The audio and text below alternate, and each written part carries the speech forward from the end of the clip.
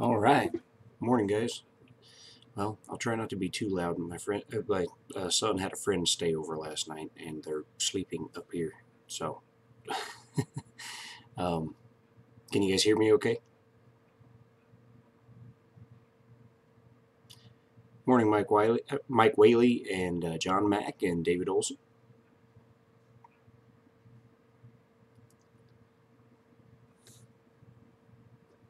Okay, cool. Yeah. And red light, Mike. What's going on? I'm glad you guys could join me this morning, and for my first Ed. What's going on, man? For my first one of these morning streams. We're all just trying to fill the void that Walter left by getting a job. Matrix, what's up, man?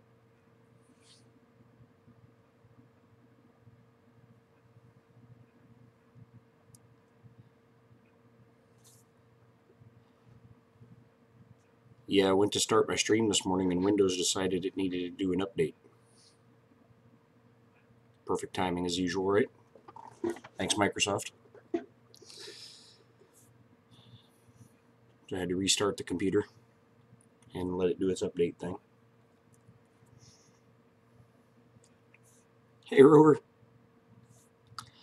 Well, that's what we're going to talk about. I guess the first thing we're going to talk about is what should we design today, and then we'll fire up Blender and we'll start on it. Now, as you know, most of the things that I design are 1/18 scale stuff for GI Joe. So um, there's that. Uh, but that doesn't mean we can't do something else. It just means that's typically what I'm designing for.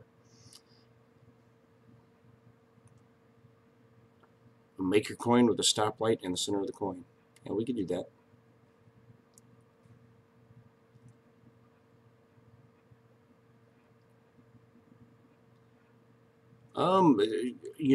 There's a lot of things I would like to design in that scale, Rover.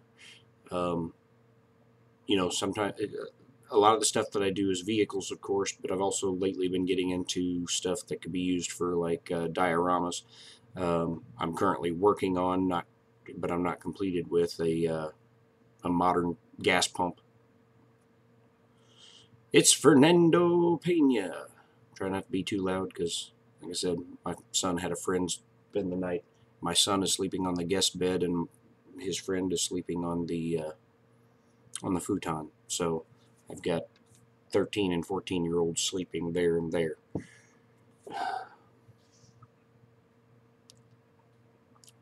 My stream health isn't looking real good this morning, so hopefully everything's coming through all right.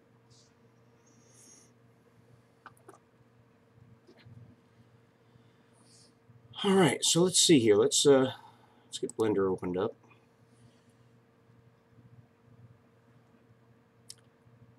Show last night went all right. Considering I had a substitute bass player, but he'd played with me before, so it wasn't too bad. Let me shift some stuff around window wise.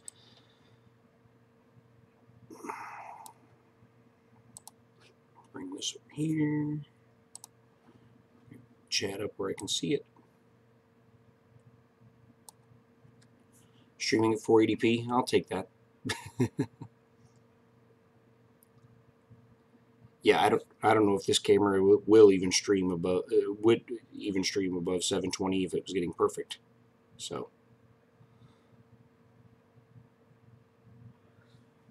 an N-scale train.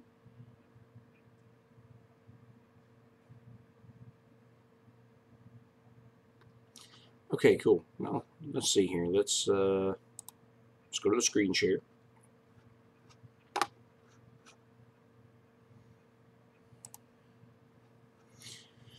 All right, so whenever you open up Blender, the first thing you're going to see is this screen right here. So for those of you wanting to, Ryan, Mr. Butcher, good morning. So yeah, for those of y'all who are interested in downloading Blender and haven't done so yet, Blender's free. I believe it's blender.org. Blender is free. It's open source. It's a very, very powerful modeling program. It can do. It can take the place of 3ds Max or Maya or Mudbox, ZBrush. It has all of those functionalities built into it. It even has some video editing built into it. And now I wouldn't say that it replaces a program like Adobe Premiere or anything like that, but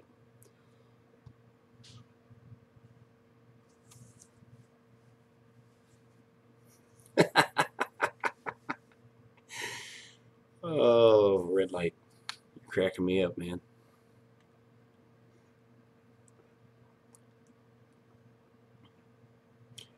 So anyway, just click anywhere off that box to get it to go away. And of course, we're not going to work with a cube this morning, so I'm going to just click on it and click delete and delete it.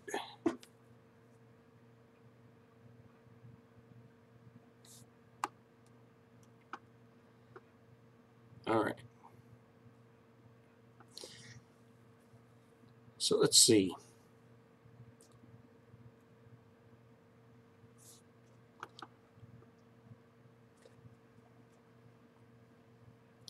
Walter, good morning, man. Hope everybody's doing well this morning. I didn't even have time to make a cup of coffee, so I'm ending up with a cherry Coke this morning.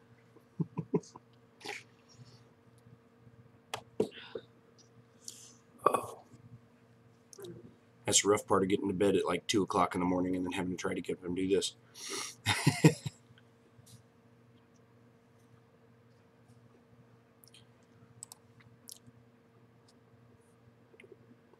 So yeah, Mike suggested that, Red Light Mike, that he would like a maker coin with a stoplight in it.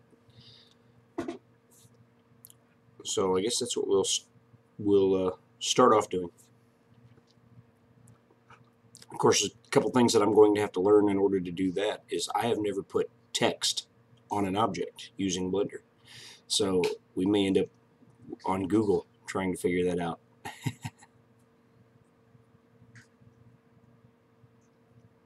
Yeah, I figured you couldn't stay. You got one of them JOB things.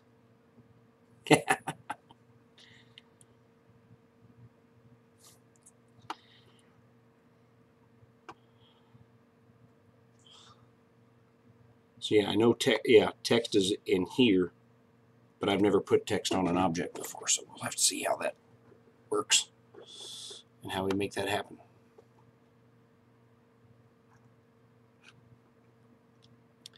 So see, I'm still learning. You know, as many things as you've seen me do on this, you know, that I've shared with you guys so far, it's still, you know, it's all still new to me, a lot of it, because I just haven't had the need arise to tackle some of those problems. So.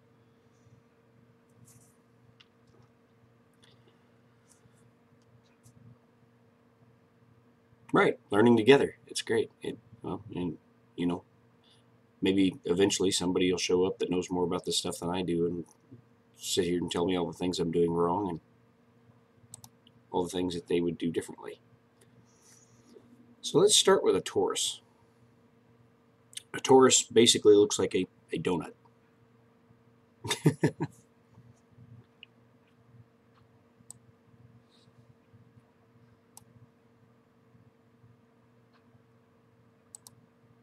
And the major segments, I don't know if you can see that. Major segments is how many sides the circle has. The more you give it, the smoother it looks in this direction. And then the minor segments are the segments around this way.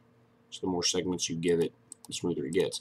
But now, every time you increase that, you're also increasing the number of polys that the model has.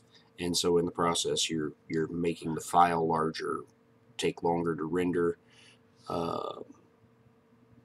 for 3D printing would be harder to slice, all that kind of stuff.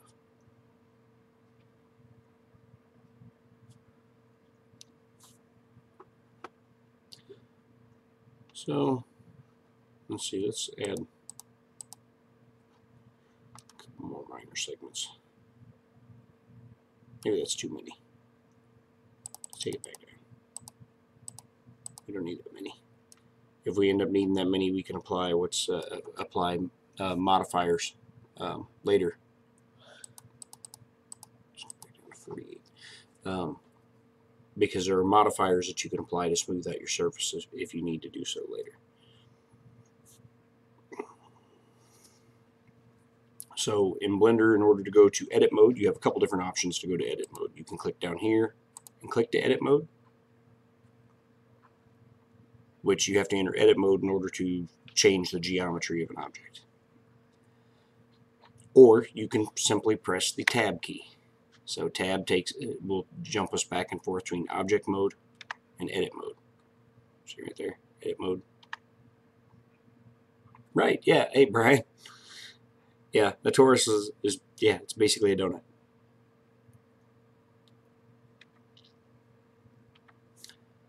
So, alright, in edit mode, I'm going to hit escape because it starts with, or not escape, sorry. I'm going to hit A to unselect all because it started off with all selected. A just selects all and deselects all of an object.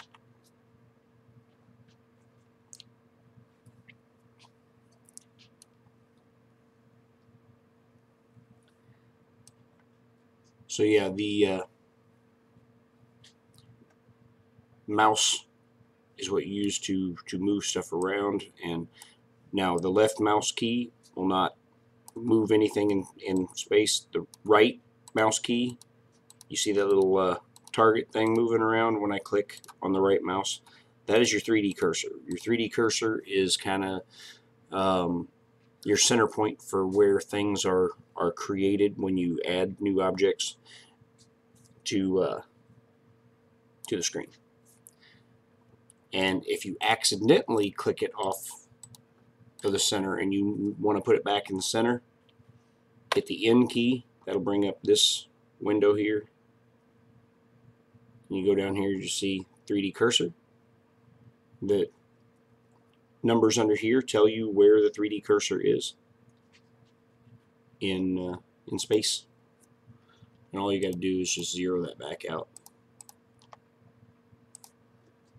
And now the cursor's back in the center. Your center mouse button is what you use to rotate yourself around. You click it down and you move it. And then your number pad keys in Blender are what give you your different viewports. So like if I wanted a top-down view, if I hit 7 on the number pad, now I'm, perfectly over the top. If I hit 1, you get a front perspective. 3 gives you the right perspective. 6 is user perspective. And 5 engages and disengages orthoscopic view, or whatever it is. I can't say it. Orthoscopic view won't come out. And what that is basically just enables and disables perspective. So you can see with perspective on, the front edge of our torus looks bigger because perspective it's showing us like it really is, or like it would be in the real world. But if we turn that off, it keeps everything uniform, which what you would use that for is and that's how I model most of the time is in this view, because when you're trying to line up stuff, especially stuff that is like got to connect together, it's a pain when it's not necessarily looking like it's in the right scale. You don't want the stuff to look like it's closer than it is or whatever.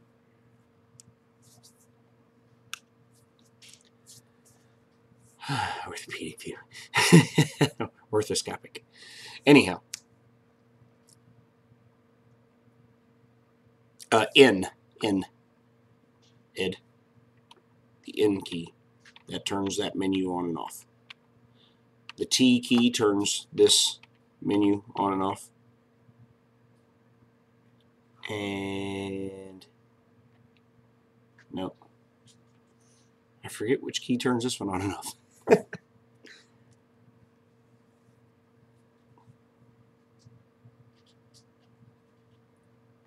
Yeah, so yeah, when you press N, you just get another toolbar that gives you a couple other things that, you know.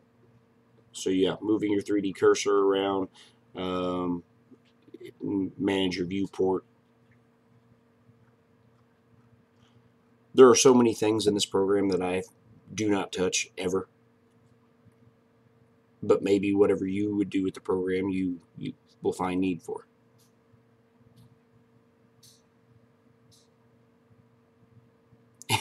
Yeah, N is in another toolbar. There you go.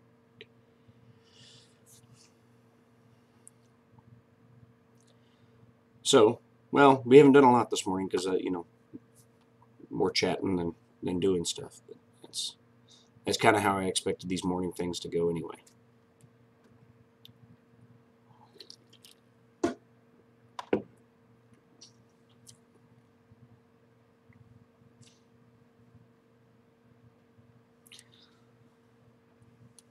So let's see. We're starting with this. Now, red light, do you think we should fill in the middle? Or do you think we should leave some space and then fill that in with, just as we fill in the objects, it'll kind of fill it in but leave some gaps. Good morning, Roy Holly.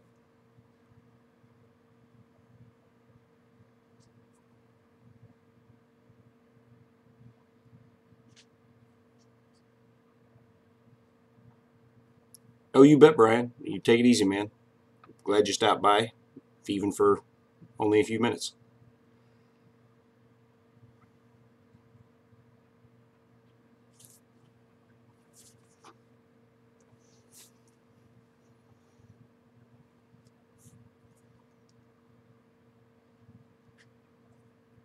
Fill it in? Okay. So, what I'm going to do there,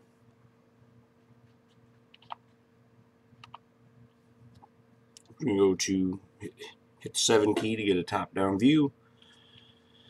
Now, the Z key is what you press to, if you want to select stuff that's not normally visible.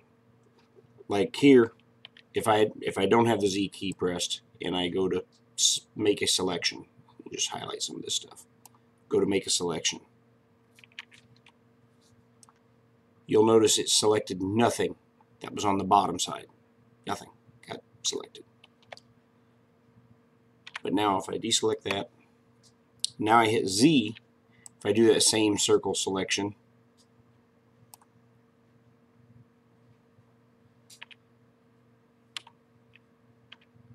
you'll notice now it's selected all the way through the model. So Z allows you to select through the model, which also comes in really handy. You know, the wireframe view comes in really handy sometimes when you're trying to figure out why something's, especially something's not manifold or whatever.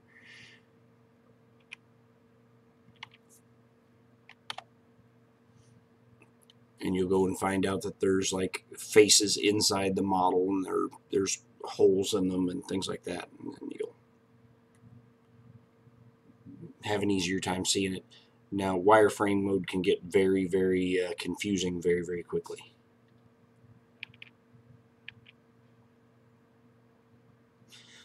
Anyhow, you hit Z for wireframe. We're going to hit C. That's the circle selection tool. And we're going to grab all this stuff here in the middle.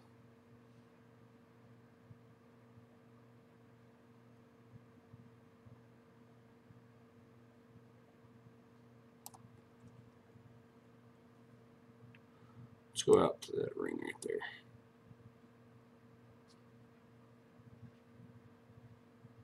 What I'm doing here is just holding down the left mouse key after hitting the C key, which is a circle selection tool. And I am going to delete the vertices here. So we kind of in the process, hollowed that out. C is your circle selection tool.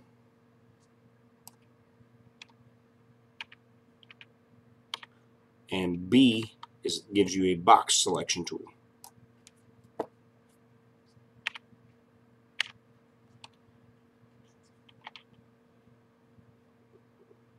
I still need to go and see if I can find that that plugin, plugin or app or whatever it is that displays my key presses as I do them, so that way you guys will be able to see exactly what keys I'm pressing in case I forget to tell you.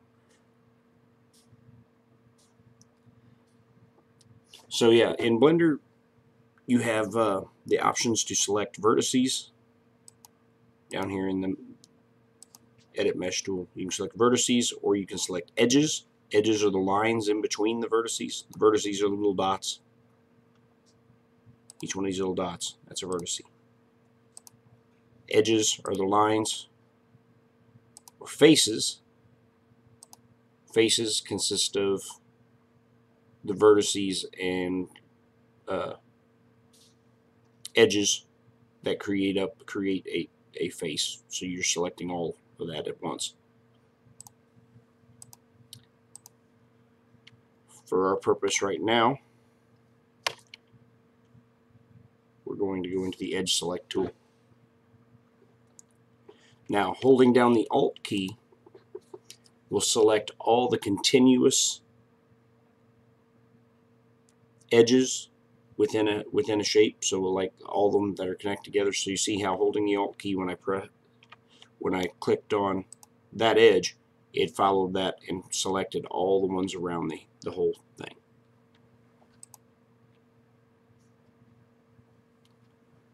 And then if I was to hold the Alt key and select this edge, it'll select all the way around there, because those are all continuous.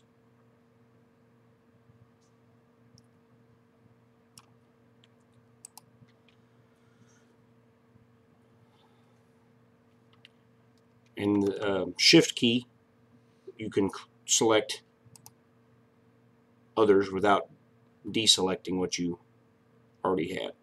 If you don't hold the Shift key and you click somewhere else, you'll lose what you had. So hold the Shift key. If you hold Shift and Alt when you click, it'll keep everything selected.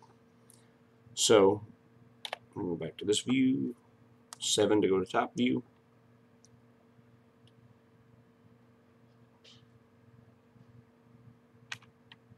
I'm going to hit E for extrude and then S for scale. I'm going to scale that in a little bit. Maybe not that much.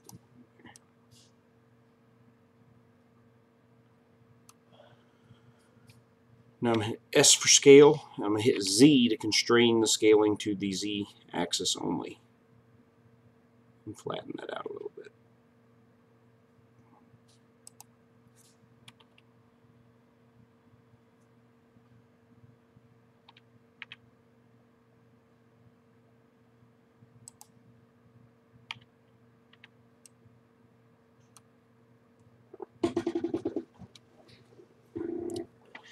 Hey Joe, I'm gonna try to keep up with the chat best I can, and like I said, if we want to just chit chat about stuff while we're doing this too, it's totally fine.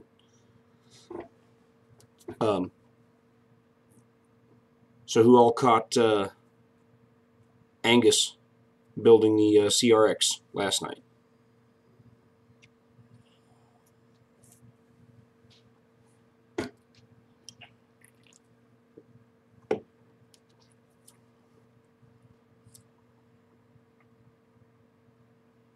Yeah, I think I seen you in the chat there, Mike Red Light.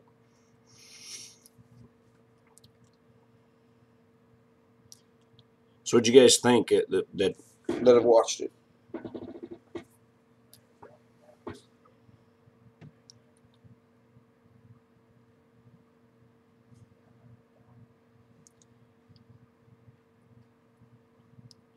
That's why I didn't go to bed when I should have. I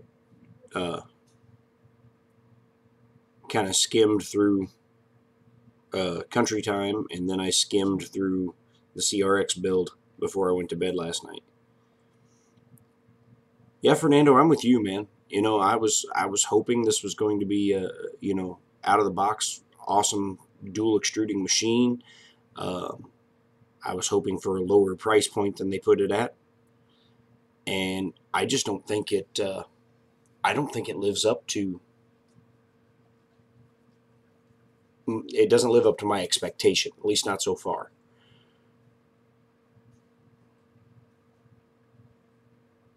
Yeah, I think I'll have to reserve my final judgment for Wednesday, um, because I also know Neres is a bigger fan of Creality as a brand and their printers, so he won't be looking quite so hard for things to say bad about it. He will be doing just the opposite. He'll be looking for all the positives. So, um, Angus even remarked that Naomi always gives him a hard time that he must hate China and hate Chinese printers. And he's like, no, I don't. I just, but he does seem to find the flaws in Creality products and point them out more so than any reviewer I've seen, which is it's good because there are too many reviewers out there that don't point out flaws at all. There's one guy that he reviews a what was it? Oh, he reviewed the Tronxy X5S, and now this video's been around for a while. But he reviews the Tronxy X5S, and his review, he's like, it's the best 3D printer ever, kind of thing. Um, I think his video description even says it's like the bee's knees or something. And then you watch his review, and you're like, but you're pointing out all these things that aren't good on the machine. And now you're saying it's the best printer. How could it have all these things wrong with it and be the best printer?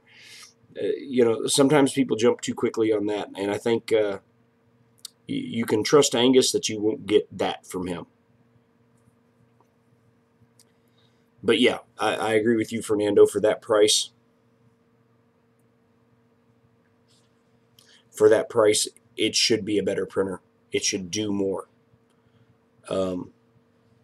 Because at $800 now you're getting into that original Prusa territory. Now, granted, the CRX has a bigger build volume and dual extruders, but it lacks in a touchscreen. But touchscreens are nice, and it is 2018. More and more printers should be coming with a touchscreen, but it doesn't have auto bed leveling, and we all know that Creality seems to be, at least so far, hit or miss on their power off resume and filament runout detection and all that. Seems to be iffy on most of their machines. But no, I was hoping, especially once I heard the price point was like $800, that I was hoping this would be a much better machine than it appeared to be on that video. So I'll have to, keep an open mind and watch more reviews on it for sure. But it's not what I expected it to be at that price. No, absolutely not. I would not spend $800 on what I saw on Angus's stream last night. Now, would I spend $500? Yeah, I think I would. I think I would spend $500 on what I saw on Angus's stream last night, but I would not spend $800.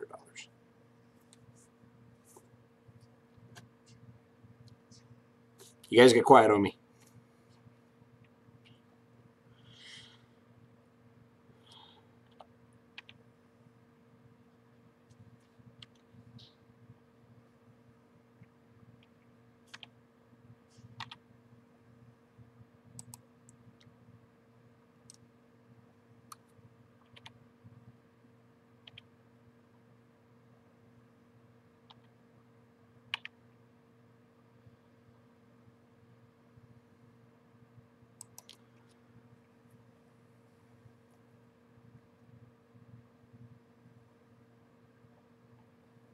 Yeah, yeah. That's kind of my take on it right now. Is I wouldn't want to be an early adopter because it seems like it's going to have a lot of little bugs. And I'm with you, Fernando, as far as $600. Yeah, I could see 600 because for me it kind of looks more like it looks like a Wanhao D9 with a second extruder.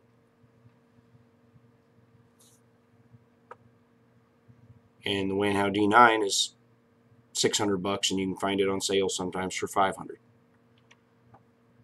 So, a second extruder, what's that really worth? And how often, let's be honest, how often would you actually be using it? So I don't see myself buying it right now.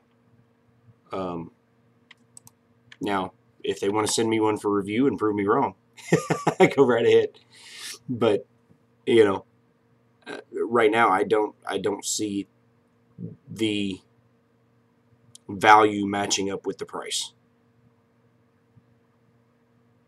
Yeah, the value of the machine does not,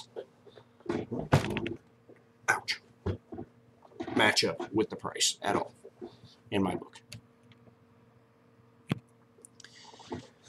And the same thing from what I've seen so far of the CR20.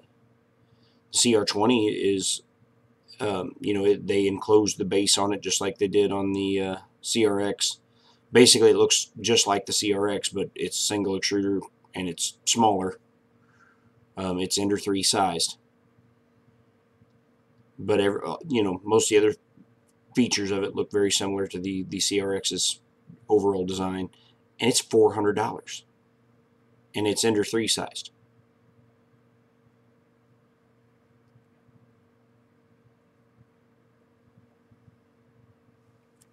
Yeah, no, again, if their price point on it would have been somewhere in that $500 to $600 range, I plan on ordering another printer, and I got the approval to do so from the CFO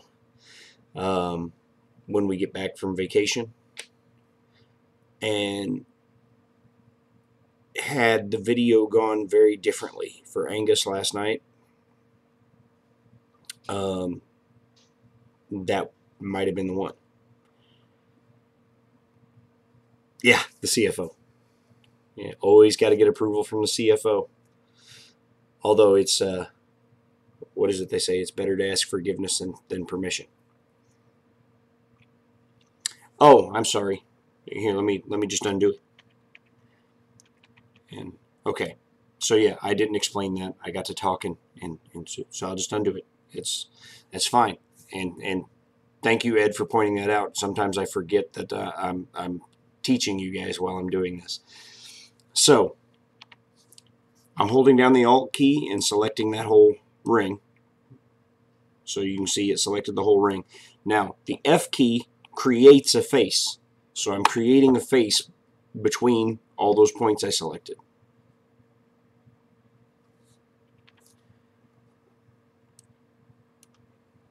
Which, I mean, we wouldn't have to do that way, but it's a mess to do it some of the other ways.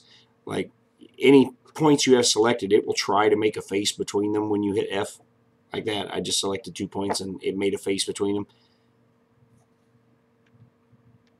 but that would be a mess to fill that in. So anyway, holding down the Alt key, and I clicked the wrong thing. There we go. Hold down the Alt key, click that, so I've got the whole ring selected. Hit F to make a face. So now we've kind of got, instead of a donut, we've got, I don't know, what are you going to call that? It's not a hockey puck because they're flat on the sides. I don't know. We have a fat UFO. A UFO that needs to go on a diet.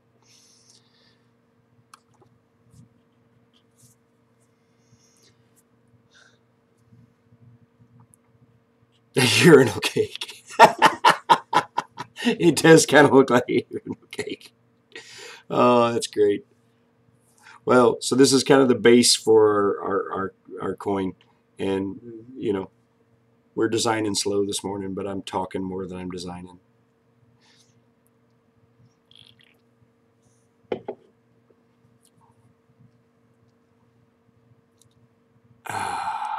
All right.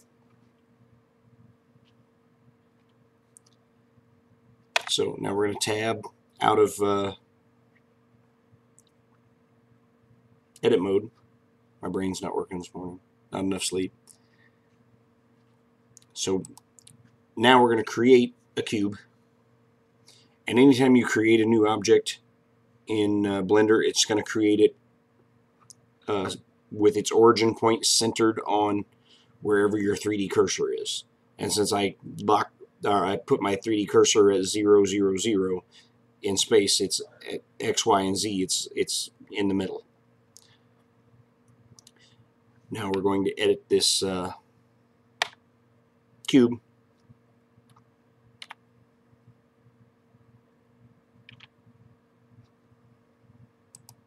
We'll go into vertice select mode. Let's scale it down first. S is your hotkey for scale.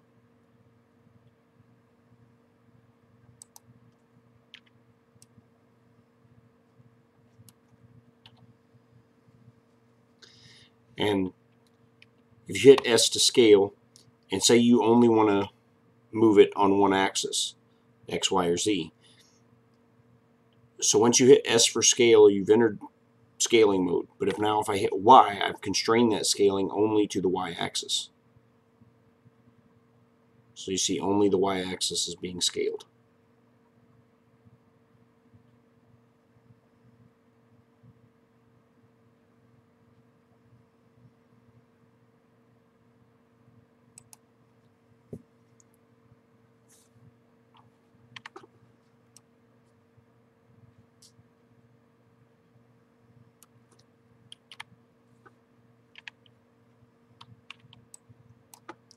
So once again, Z to go into wireframe mode. We don't need this to go all the way through because we're just working on this one side of it right now.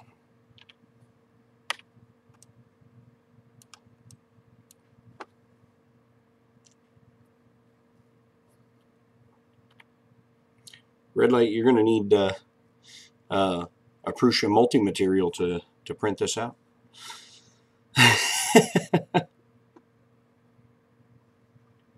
Is now what the multi-material does 5 colors now? Is that right? Was 4, now it's 5. Morning, Vince. How are you this morning?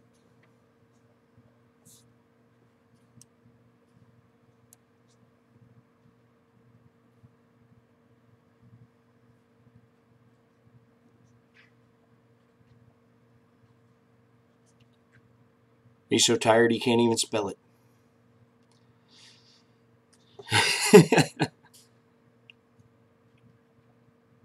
Oh, that's all right, Red Light. I was joking that you'd need to order you a Prusa multi-material to print your maker coin, because you'll need you'll need to be able to print like 5 colors at once. Critical question here.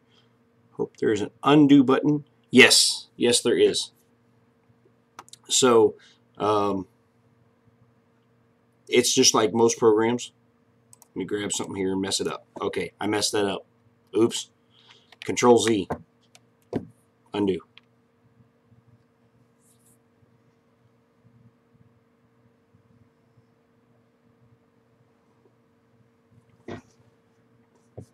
Oh, so you plan on getting you multi-material. Awesome. Now, is that what Walter is expecting to arrive in the mail? Or arrive DHL here in the next day or two, whatever it was?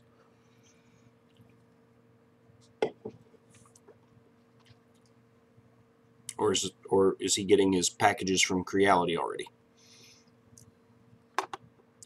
I know he's got a DHL shipment coming. I wasn't sure if it was a Prusa thing or a Creality thing, since they're sending him a CRX and a CR20.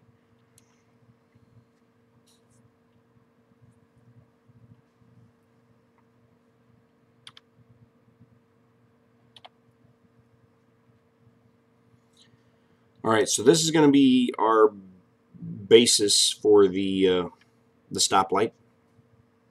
The basic form. We may go in and add some detail to it, but we're going to tab out of that right now. And the shape that we're using for the maker coin, the base of the coin, would actually make a good shape to use for the lights themselves.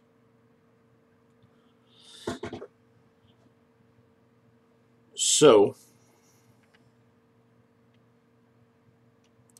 we just have to rescale it. If you hold down Shift and press the D key, D is in dog, Shift D, you make a duplicate. And if you hit, once you've made your duplicate, I hit the Z there, so I constrained it to the Z because I wanted to move it up. Excuse me. Now I'm going to scale it down.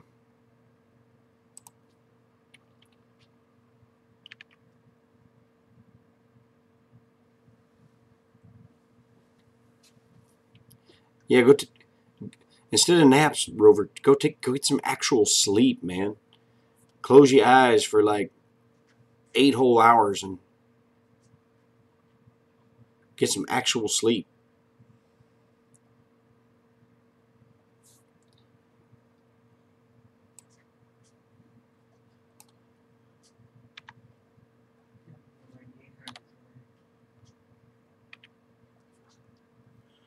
All right, so we don't need Z. Again, Z takes you back and forth to wireframe view. We don't need any of the, because we're going to use some Boolean operators later, and I'll explain what those are for those who don't know, to connect all this stuff together. So for that, we don't need the bottom half of these. So I'm going to go into wireframe mode, press 1 to get the front view, 1 on the keypad, B for a box select, and then I'm just going to drag and select the bottom half of that. Hit the delete key. I'm going to choose to delete vertices. So now you can see what we're left with there.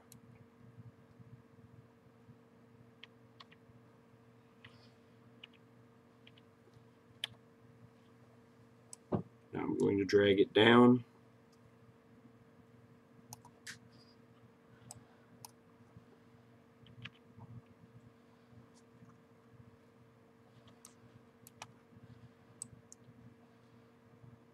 And we want it to intersect that line.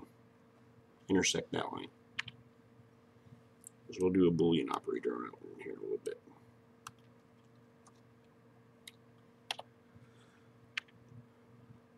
All right.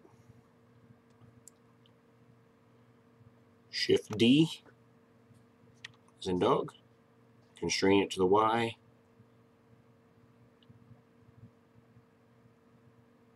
Move it down to about the center. Shift D. Constrain it again to the Y.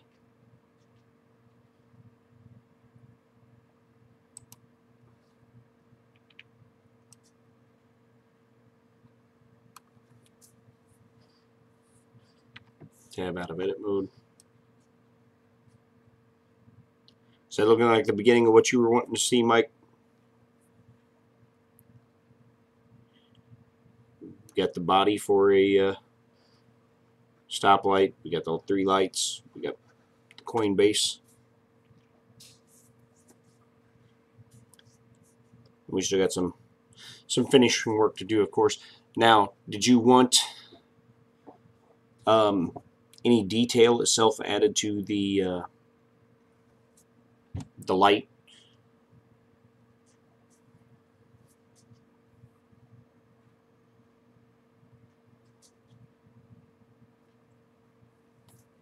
Like a raised ridge around it, or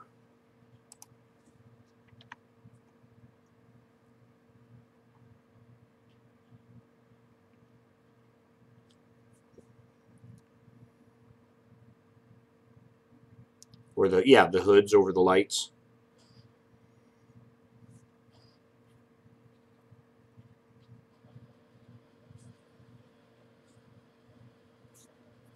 Okay, we can do that.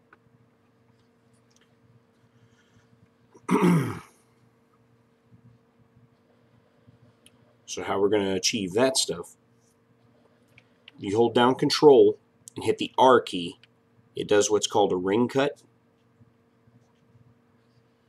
You see the pink line that's showing up?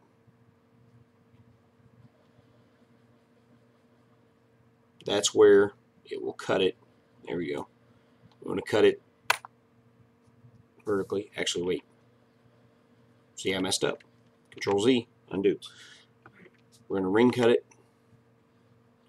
Now, if you scroll your mouse wheel up, you will increase the number of ring cuts you make. If you scroll it down, you decrease the number of ring cuts.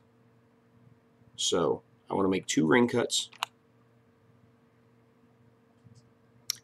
And now, don't move your mouse when you first do this, because otherwise you will move it off center unless you want to move it off center. If you want to keep it on center and you were happy with where they're at, you would just hit enter here and it would keep them there. But I'm not happy with where they're at. I've got 2 of them and they're centered. I'm happy with that part, but I want to scale them out, so I'm going to hit S and I'm going to hit X because I want to constrain moving them only in the X direction. And now I'm going to drag my mouse out.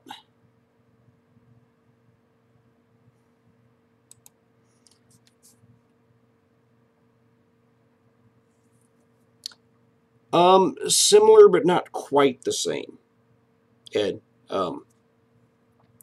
Because a ring cut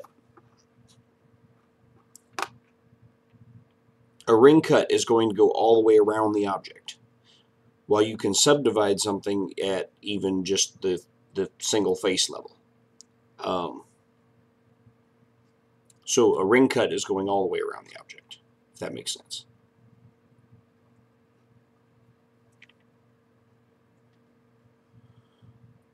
So then I'm going to make another ring cut.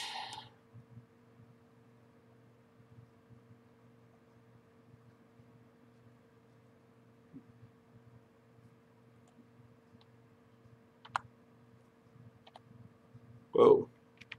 See? I'm going to do that. Go to the top view.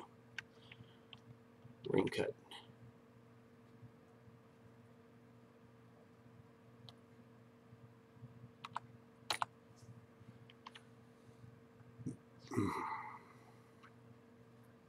And what that kind of let me know is I need to move some stuff.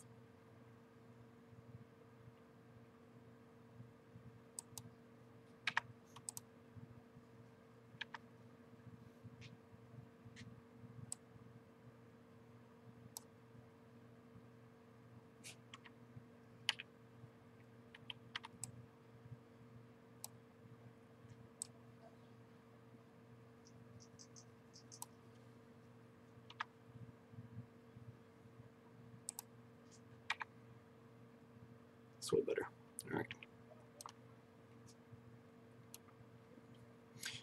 In a ring cut, you can also, make single ring cuts and just move them where you want them, kind of eyeball it.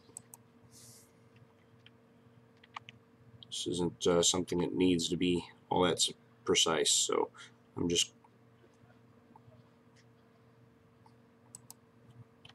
Control R to make my ring cut. Hit enter. Once it turns yellow, slide it up into place, and then you can either click or hit enter. Either way will place the line.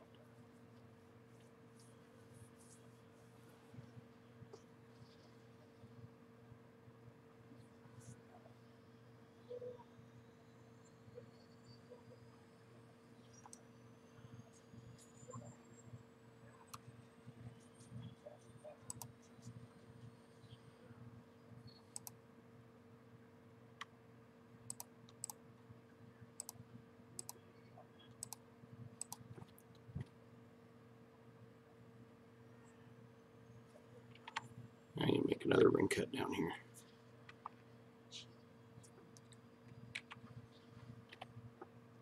Top view.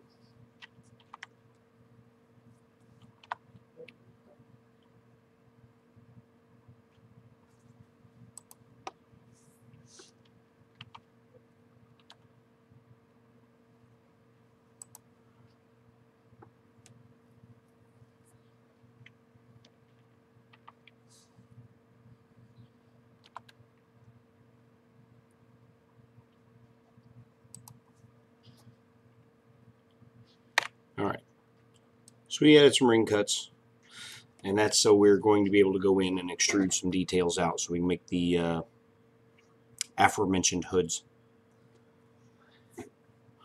So I'm going to go into face select. It's down here. Click that little button right there. I'm going to select, holding down the shift key, I'm going to select the faces I want.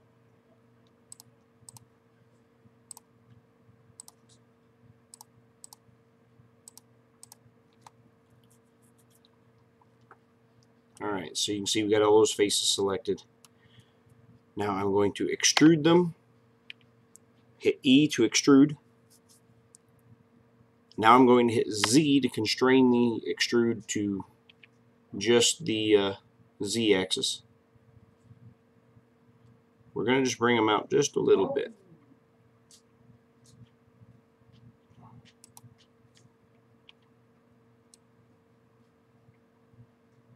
Alright. Now I'm going to go back into Edge Select. Control Z. Yes, Matrix. Control Z undoes stuff. Just like it does in any other program. And Control C will copy and Control V will paste. Simple enough. So holding down the Alt key.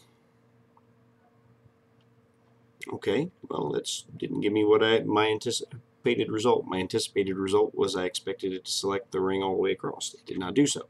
So I'm just going to hold Shift and select these edges. Actually, I want that edge too.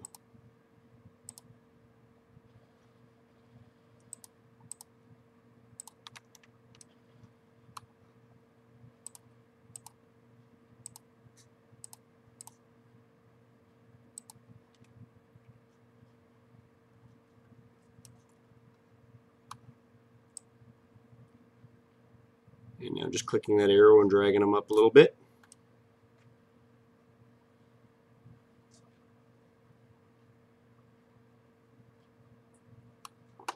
Maybe that's too much. It's not like we're building an actual street light. We're just, our stoplight, we're getting the basic point across.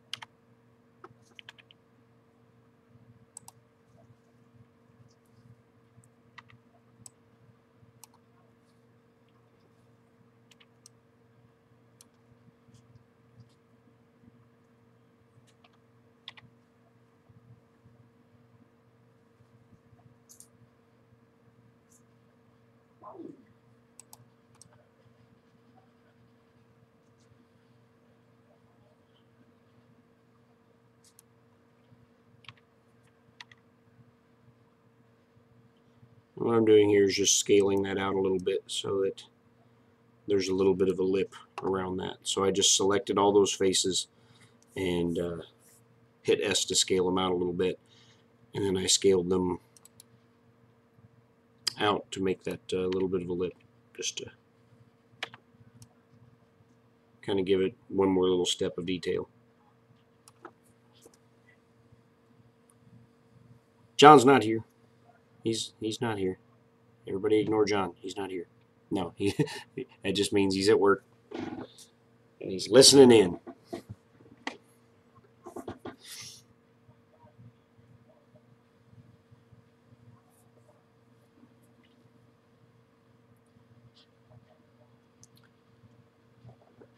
Rounding like the top corners.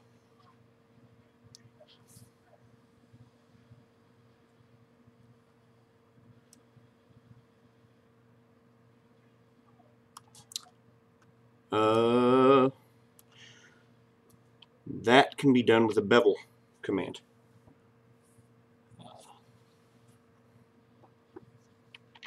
So like if you wanted to do that, go back in here in edit mode.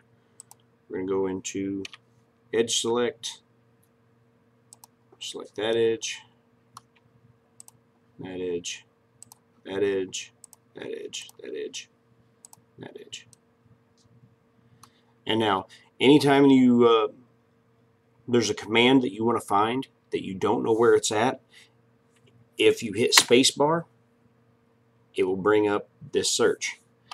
And I don't do a whole lot with bevels, so I don't know exactly where that is. So I will just type in bevel, mesh bevel right there. It's Control B. But if I click on it, it engages it. You can see moving my mouse is now beveling the edges. I wish I had done that at a better angle so I could have saw what I was doing. Let's undo that. Control Z, undo. See, there you go, Matrix, your favorite command, Control Z, undo. All right, so Control B apparently is bevel. Now, by default, it's only going to just square off your edges like that. But if you roll your mouse cursor up while you do it, the mouse cursor adds more vertices, adds more edges into the bevel. So scrolling my mouse wheel down, back down, and just see just the one. Scroll it up a couple times, get the two, and just a hair.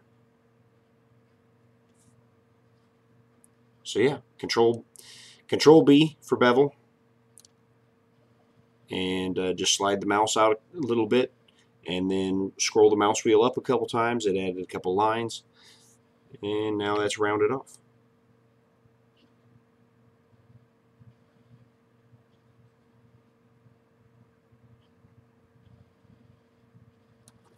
So is that what you were looking for, Matrix?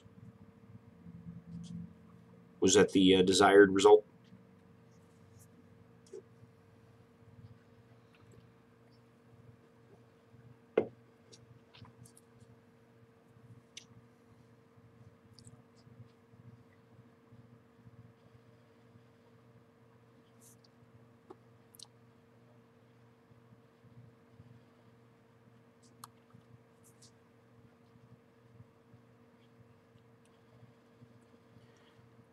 Or were you looking more for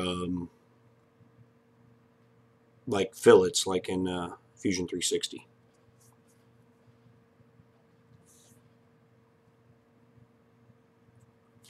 Yes, there is. There are lists of these commands.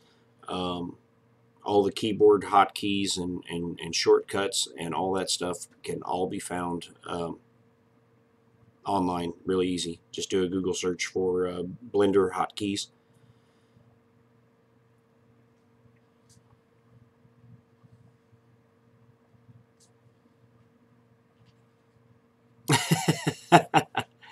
Yeah, I haven't watched that video yet, John. I need to go back and do that. But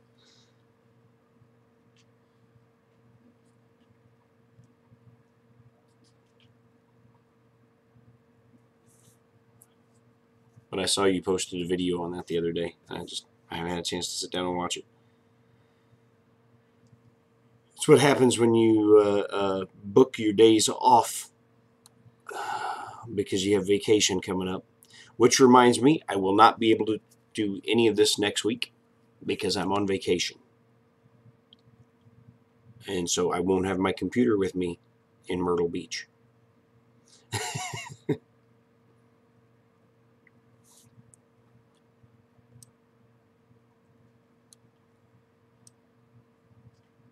Maybe I'll fire up a stream while I'm on the beach and wave at you guys from the beach. Now, so I don't know. And like I said, Matrix, in the program, you can find just about anything you want by hitting the space bar and bringing up this search. You hit space bar, and I was just wondering if there's a fillet. It doesn't appear to be a fillet. There doesn't appear to be a fillet. Nope. Thought maybe I was spelling it wrong. So no, there is not a fillet command. Now maybe there's one you can add through Blender. See, that's another powerful, awesome thing about Blender is you can go up here to user preferences. Which I'm going to tell you right now, if you're new to Blender and you're downloading it, you'll want to go. First thing you'll want to do when you open the program is go into User Preferences, and you'll want to go into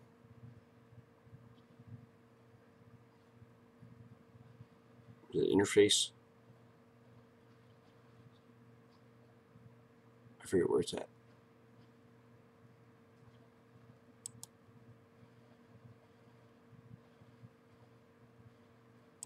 Oh, input. Yeah, that's where it's at. You'll want to go into user preferences, go into input, and change select with to left. Because for some reason, by default, Blender selects with the right mouse key when you first download it, which makes its learning curve much tougher because there's pretty much no program out there that I can think of that you're used to selecting things with the right mouse key. So, the mouse button. So, go into User Preferences, Input, down here to Select With, and check Select Left. Excuse me. Then save your user settings, and it's going to make your learning experience a lot easier than the default. But in Blender, Blender is an open source software that it's free. It's open source. People are constantly developing plugins and add-ons for it, and you can find those by going to User Preferences and going to Add-ons, and you see all these things. You know, you'll never use everything that Blender is capable of doing ever.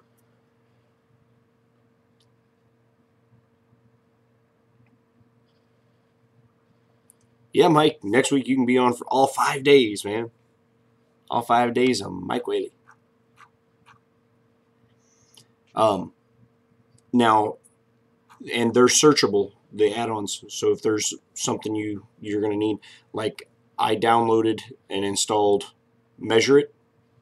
That allows me to measure between 2 points and get a reading, because by default Blender doesn't do that. It measures in Blender units, which are a completely nonsensical unit of measure. So Measure It allows you to measure in real world measurements, so that when you're trying to scale something for 3D printing, you can get it right. I wish, and maybe there's an add-on for it somewhere and I just haven't found it. I wish there was a way to type in dimensions on stuff like there is on Fusion 360. And then the other one that you will absolutely want if you're going to do this for 3D printing is, let's go up here into the search and type 3D print. And before you even get done, I typed in 3D PR. You see right there, 3D print toolbox. You'll want to install that add-on if you're going to do use Blender for 3D printing. It's an absolute necessity. You cannot skip it. Because what that add-on will do, and the beautiful thing is you add an add-on and it shows up right away in the program. You don't have to restart the program, none of that. It just, as soon as you add it, poof, it's there. And there's the 3D print toolbox right there. As soon as you click install and the little checkbox and come back to here, that tab will be over here. So, like here is right now the object that is active is the base of our light. If I were to click check all,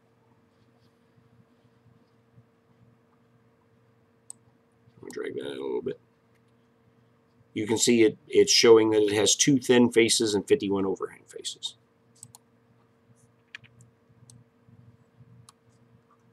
So that's its thin faces, which you don't really need to concern yourself with, thin faces and overhang faces. The things you need to concern yourself with the most is a non-manifold edge.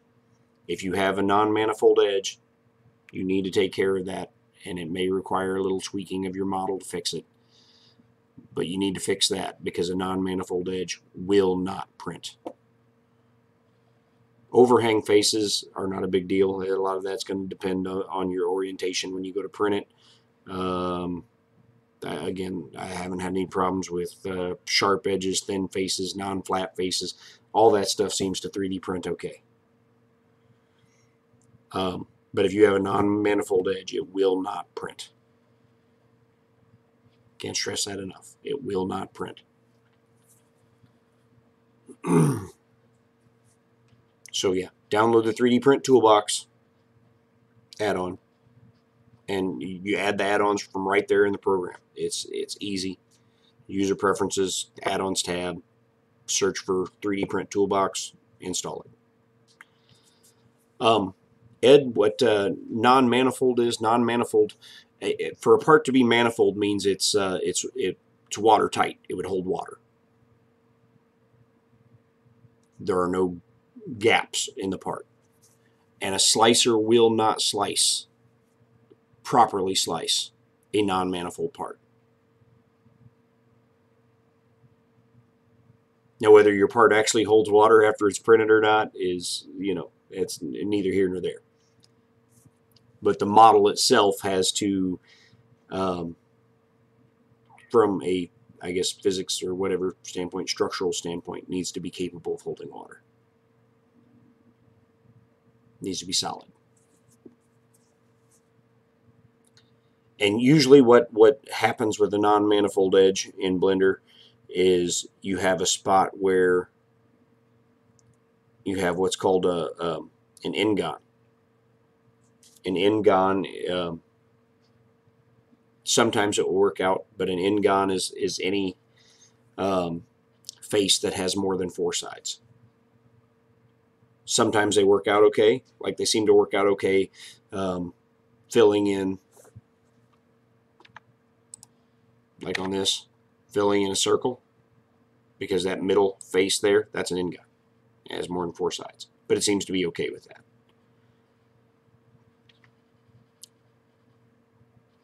But I was careful to make sure when I created it. Well, let's just go ahead and run a check on this piece, this part.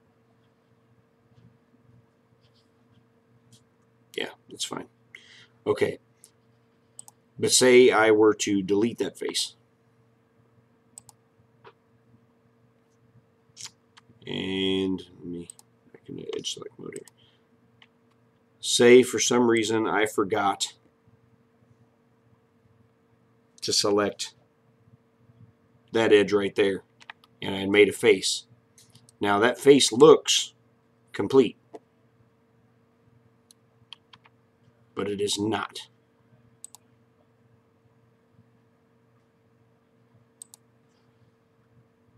Oh, well, that's weird.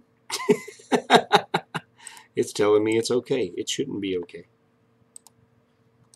Anyhow, I'll show you what it gives you, a warning that it'll give you when there's non-manifold. We obviously have a big gaping hole right now.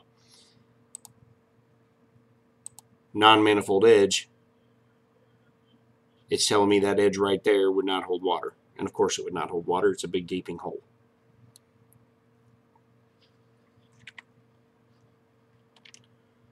So we're going to hold down the Alt key. We're going to select that circle, hit F to put a face on it. And now we'll go back to check all, and we're manifold. Hey, Matt Johnson. So yeah, I know we're modeling really slow, but I'm talking a lot this morning, and I'm wanting to make sure that you guys have a grasp on what we're doing as we do it, and you know, I'll work on this some more off camera as well.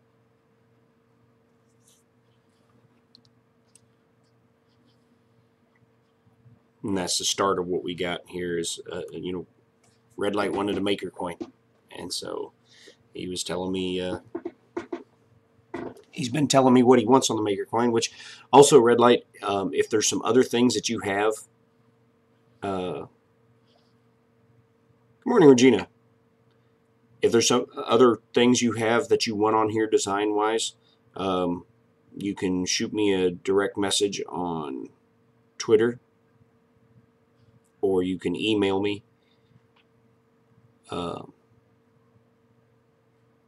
Which is my email address is 3d@rickyleetanner.com.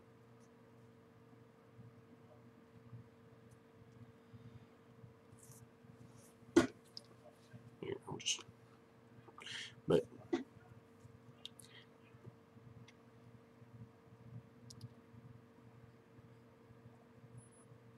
yeah, we're all just we're all finding other things to do this in the mornings now that we don't have Walter's charming personality and exuberance to get us started in the morning.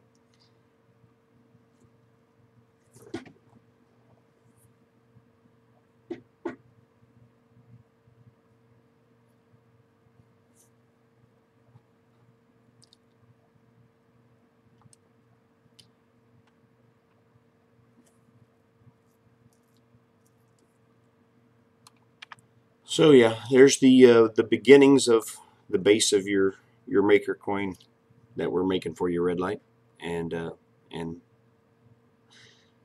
so I think the next thing to do, well, probably the next thing to do that we haven't done yet is we haven't saved. I'm gonna hit Control S to save. I'm just gonna put it on my desktop for now. Red Light _coin. Save Blender file. We could have had a program crash and lost everything. So see, that's right there. Learn from my mistakes. That's bad practice. Save early and save often.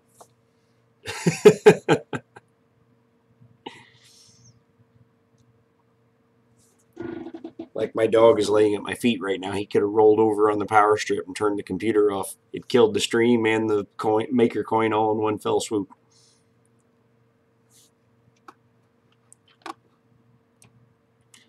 All right, well, like I said, one of the things I'm going to have to learn with this, and maybe I'll wait until I'm off stream to do that because I don't know how long it's going to take me to figure that out, is putting text on the object. But we've got a coin. The coin has a reasonable facsimile of a stoplight.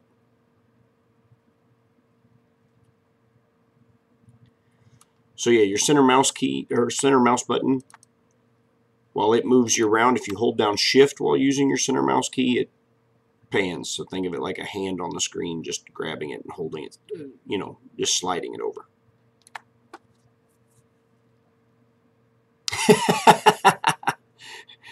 you picking it up over there, old man?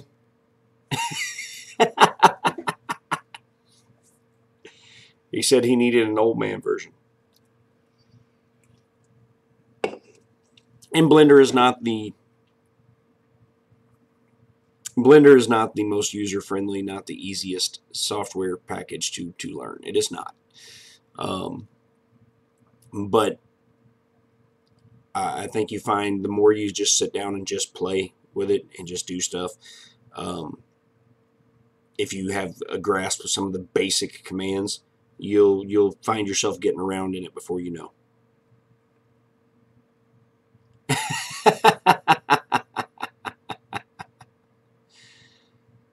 Oh, no, don't do that in here.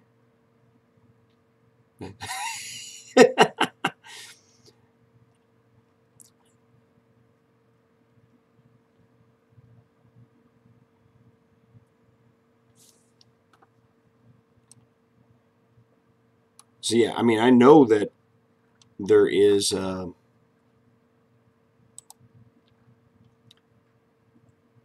text objects here. You can see, and just put one in there. But I don't know how to do anything with the text object yet. So I'm going to have to Google myself. And like I said, I'll probably save that for after here. Google myself and the using text objects in Blender, and sit and go through a tutorial myself.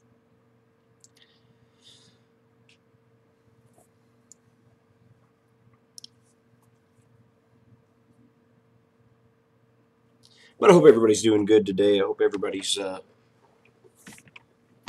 getting their day started off on the right foot. The Matrix is learning something.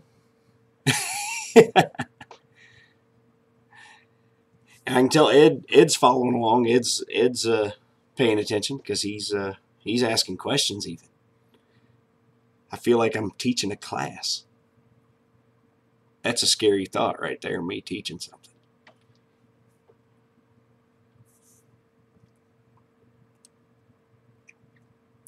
All right, so what else do we want other than, I mean, we know we're going to want some text at some point, but like I said, I'm not ready to do that yet. What else are we going to want on this mic as far as, you know, we got the stoplight.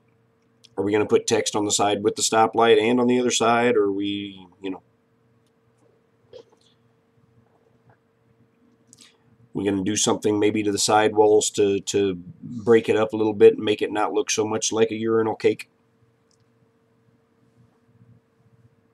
Right now, you know, who was it? Was it Robbie Mack that said urinal cake? Now it looks like a urinal cake with a stoplight on it.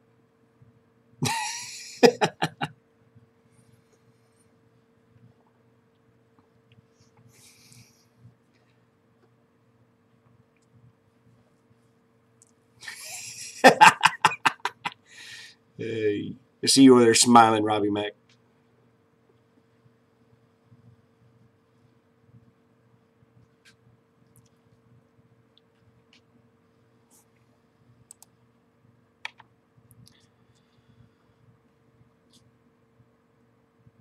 If you guys are enjoying yourselves today, be sure to like and subscribe and all that good stuff if you're not already.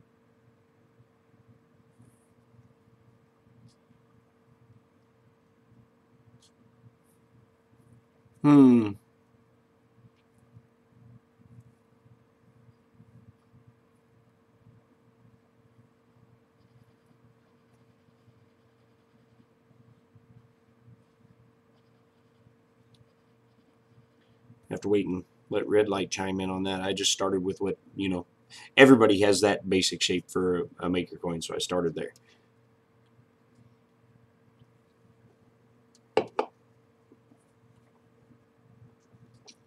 But that's why I haven't done the Boolean operators to start connecting stuff together yet, because we can still break it apart. Do my tricks on it. Well, let's see here.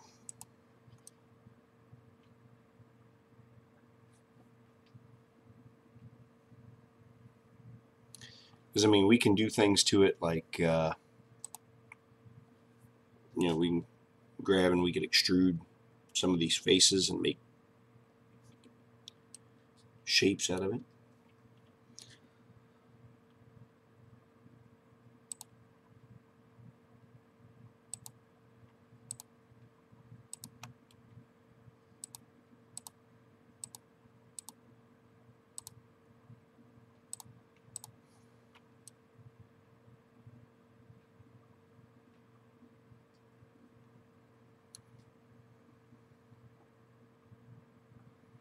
stoplight on an octagon. We can do that. Okay, so what we're going to do then, we'll go to create.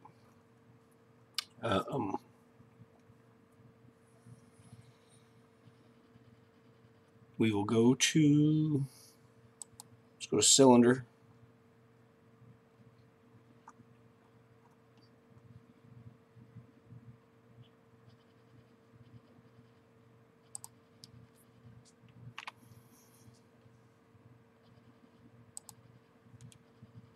Make an 8-sided cylinder. 8-sided cylinder is what? An octagon.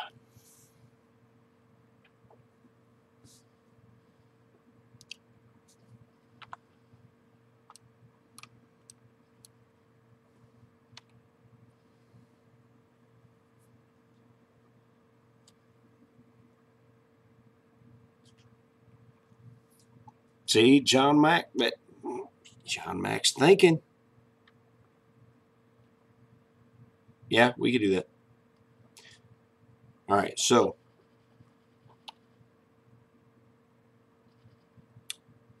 the octagon is not the right orientation here. There we go. We're going to scale it out. We'll scale it down on the z-axis.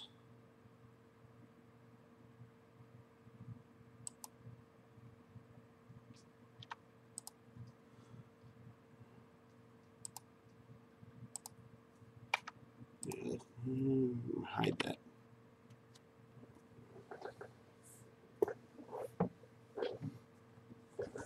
See, Johnny Mac is thinking. All right, we can do that probably easy enough.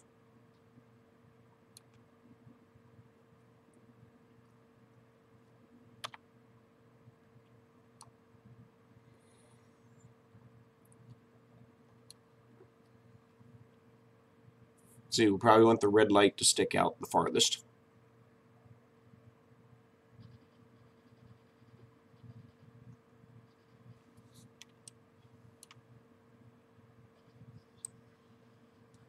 So we'll make it the highest.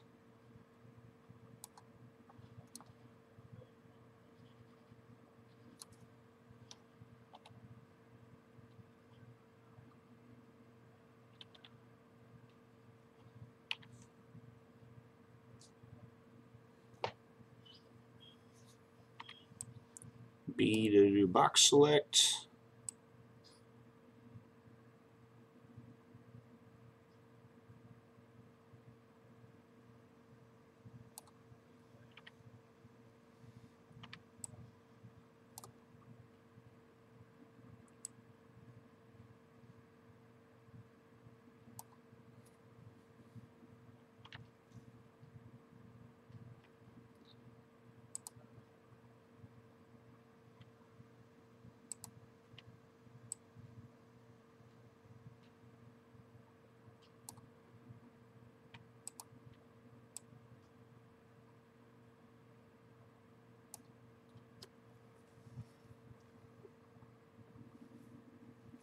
There. Now they stick out at different lengths, so the whole top of it should be at a different height, so it could be stopped and printed it.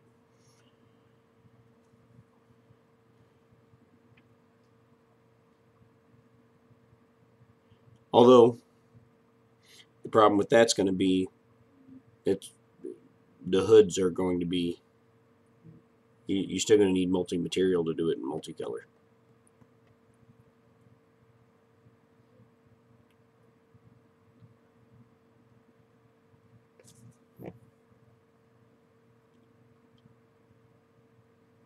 Yeah.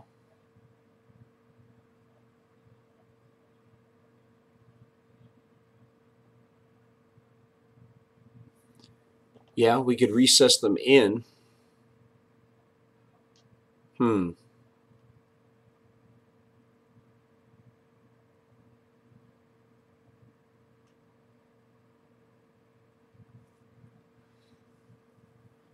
And then your green, yellow, and red stripes would occur in the center of the coin. That's a good idea.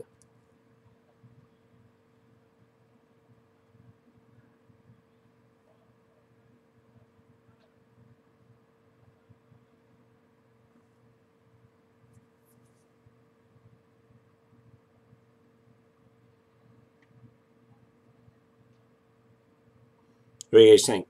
If we recess them down inside the coin, then you do your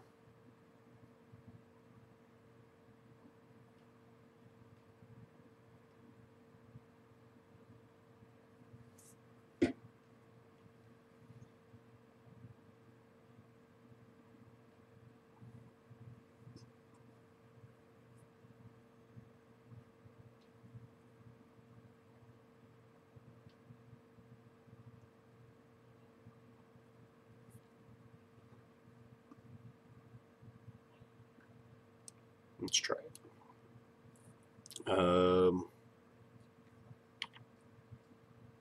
Slide these up for right now. And then I'm going to tap out of edit mode.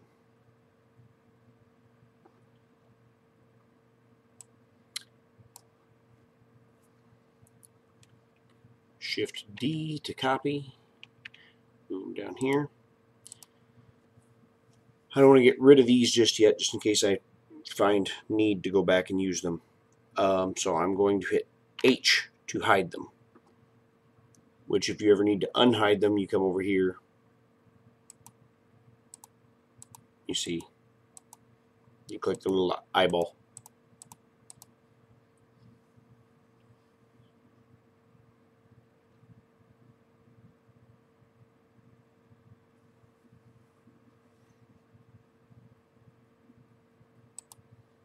Yeah, either way is going to be a little bit of work.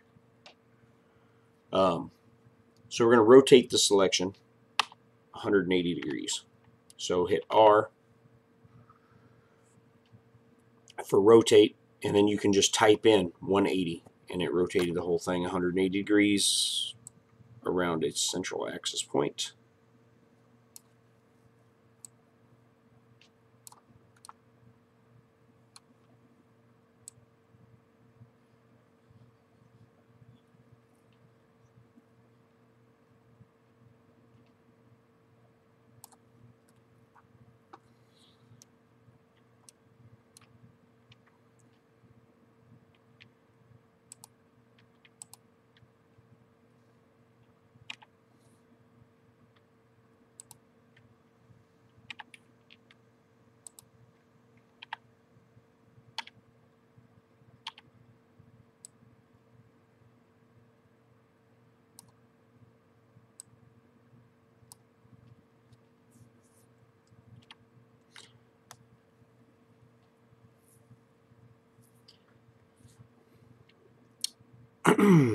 And then we take, sometimes when I'm making something, if I'm not sure it's going to work, what I will do is I will select the object before I do like a Boolean operator or something like that. I will select the object. I will hit Shift D to create a copy. As you can see, when the lines turn white on the screen there, the copy has been made. And I will just hit Enter to keep it in the same spot. And then I will hit H to hide it. So now I've made a perfect copy that I'm not going to perform the Boolean operator on. And that way, if the Boolean operator doesn't go well or messes something up or we don't like it, I can go back and have the part that I didn't mess up.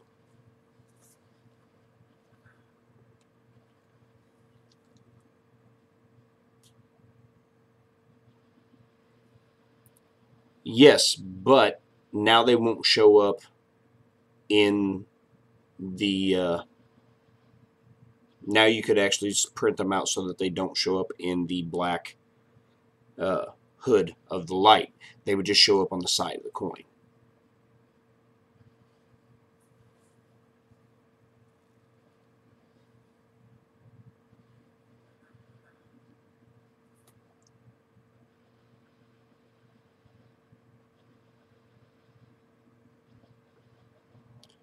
So now let's do the Boolean operator here real quick.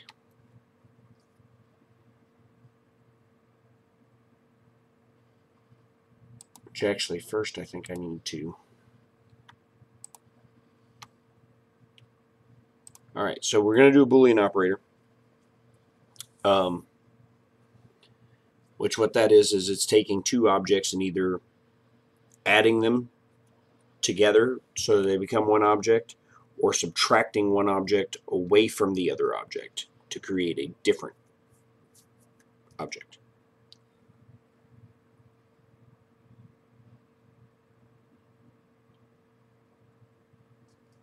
That's true, Mike Whaley, and that's possible too. I mean, it'd be easy enough to do.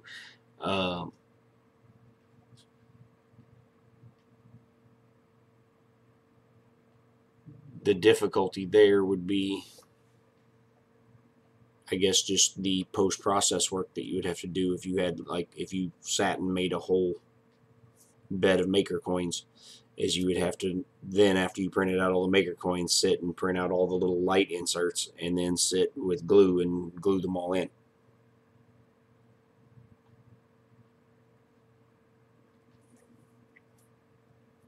And yeah, they would be very, very small parts that you'd be trying to insert into the maker coin. All right, so the first type of Boolean operator we're going to do is we're going to join these together. We're going to join the hexagon and, or not hexagon, octagon. The octagon and the light. Now, what that's called is a union. Two objects become one.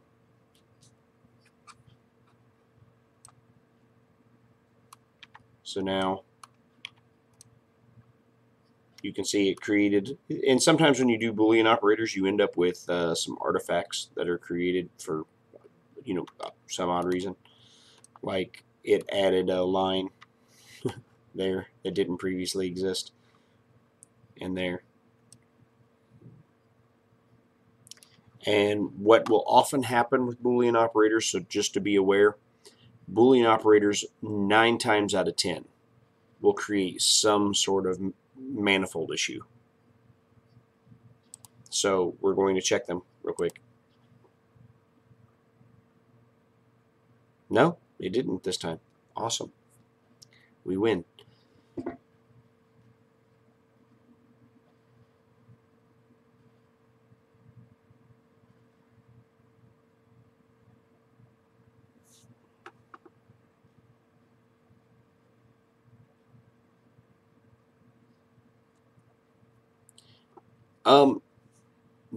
No, you shouldn't have color in the hood. I may have to make these holes deeper. We'll find out when I do the operator.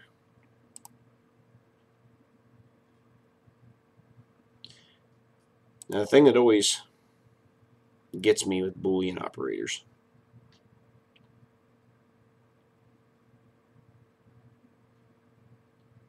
difference, subtract selected object from active object. So we want this to be the selected object, this to be the active object. Difference.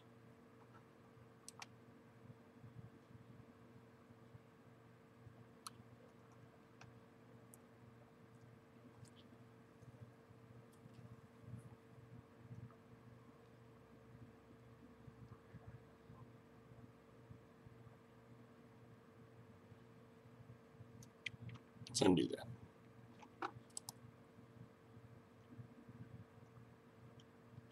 Let's go back into edit mode, Control A, Z.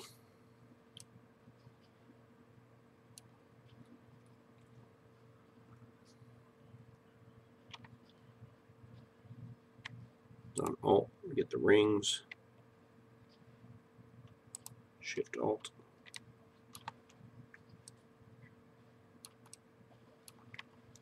Alt Shift.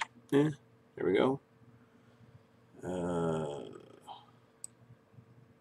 Grab those. I'm just gonna make that a little deeper.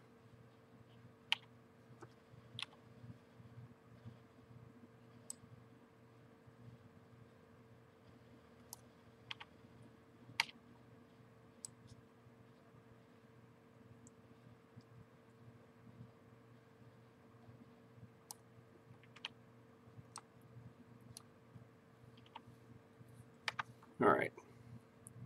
So this is the selected object, this is the active object. So yeah, when you're doing a difference, the first object that you select is the object you're going to remove. The second object you select is the object you're removing from. Then you click difference, poof.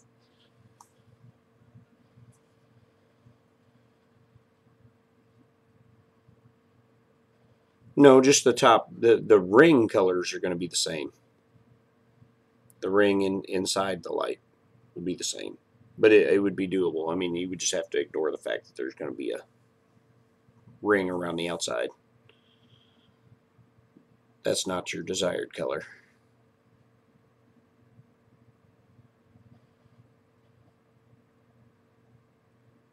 I think. Wait, yeah, no, yeah. So the green light would have a ring on the inside of it that's going to be yellow, and then it would have another ring on the inside that's going to be red, and then it would go to black.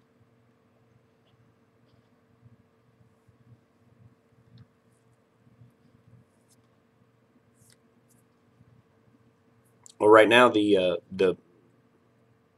octagon is a solid piece, and the thickness of the walls will be determined by your infill and shell settings on your slicer.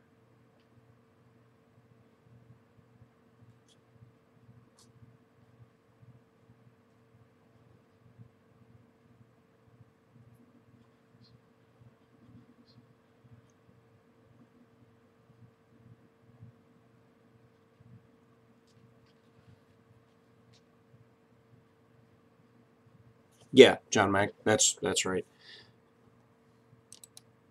So yeah, picture this sitting on your print bed, and you start off printing with green filament, and when the green filament gets to that layer right there, you stop and you switch to the yellow filament, and then when it gets to this layer right here, you stop, you switch to the red filament, and then when it gets to this layer right here, you stop, you switch to black filament and print the hood part. But now as you look into the, from an angle, you look at the light, you are going to see a yellow and a red ring inside this circle. You would see a red ring inside this circle. There'd be no way to get around that.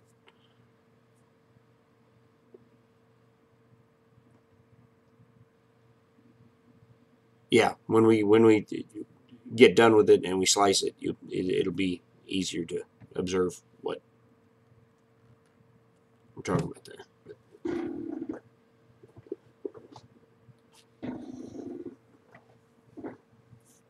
But yeah, in theory, John Mack's idea, and this is John Mack's idea that we're just making work, should work. You would just have that one little thin, you'd have a thin yellow ring in here, and a thin green or red ring inside your green light, inside the edge. But when you're looking at it straight on, you're not going to really notice it. It's just when you look at it from an angle like that you'll see it.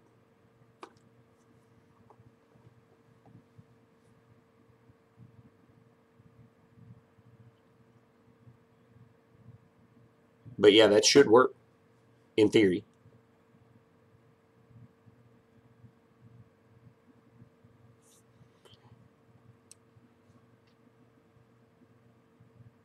And then you wouldn't need multi-material to pull it off, just multiple processes to do color changes.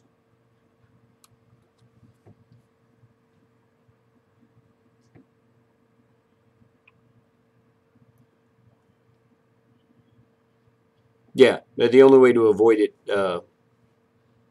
completely, Mike Whaley, would be to have a multi-material unit or to glue multiple pieces together. I mean, that's the only way you're going to avoid it. Now, if you don't have a multi-material unit and you don't want to hassle with printing a bunch of teeny little pieces that have to be glued together, you could print a whole plate full of these and just deal with the rings in them,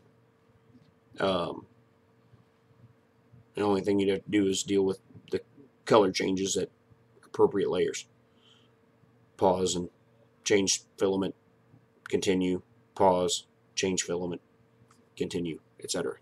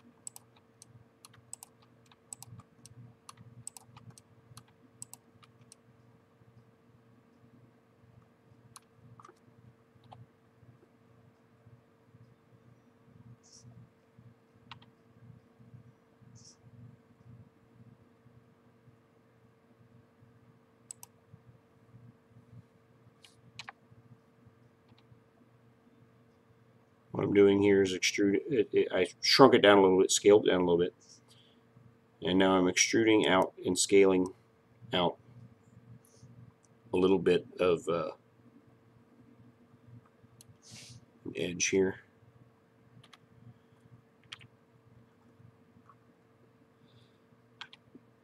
And I'm scaling it back down along the Z to make sure I keep it pretty flat, because I want to add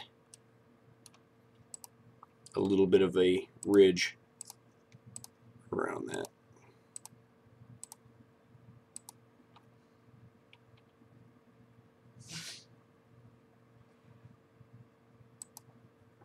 Just to give it some detail, make it a little more interesting.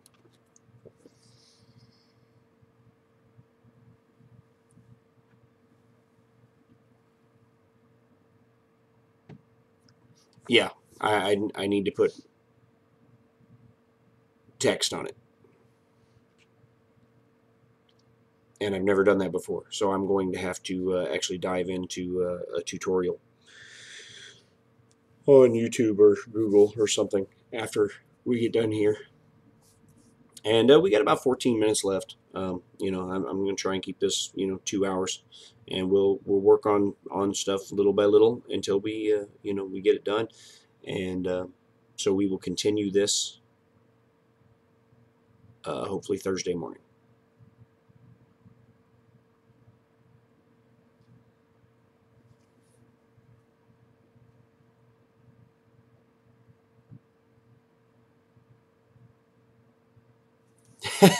A big one the size of a stop sign, walk around Murph with it. That'd be cool. Depending upon how thick the thing ends up being, though, that might be heavy.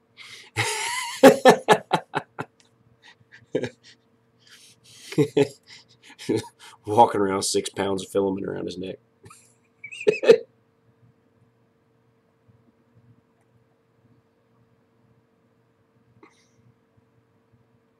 Yeah, we can definitely change the heights on that too. And the hoods might not need to be as high as they were earlier, now that we've recessed the lighting.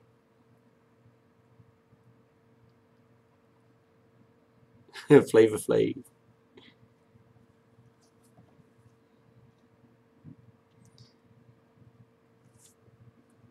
So yeah, we might be able to thin this part out, the hoods and all that. We might be able to thin that out now that we've recessed the light. And then raise this up above that just a little bit, and it would be, you could shift again to white.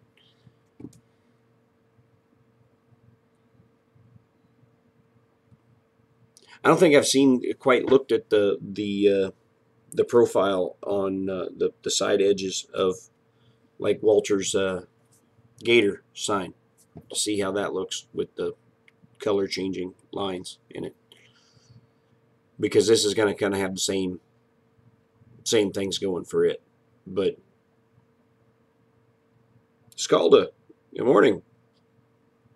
Or evening where you're at? But I'm not good with time. Walter's better at remembering times in different places than I am.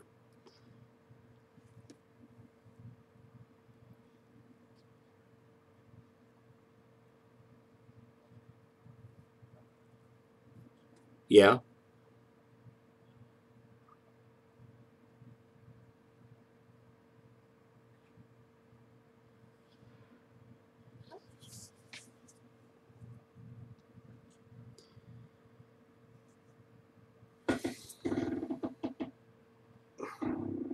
Dog's under the desk, laying at my feet. I've been good, man. I've been good. Just working my tail off, man. There's no rest, no. And I got vacation coming up next week. I'll be leaving out when my show is over Saturday night. So I guess it'll be technically, when I finish my show at 1 o'clock Sunday morning. I'll drive home. We'll load the vehicle. I'll climb in the passenger seat and pass out. My wife will drive, and we're heading to Myrtle Beach. So we'll be there. It's a 10-hour drive. We'll be at Myrtle Beach in time to enjoy it for a little bit on Sunday. And then we'll be in Myrtle Beach Sunday, Monday, Tuesday. We'll head out of Sunday, Monday, Tuesday. We'll head out of Myrtle Beach Wednesday morning. We're stopping in Asheville on the way back, and I'm going to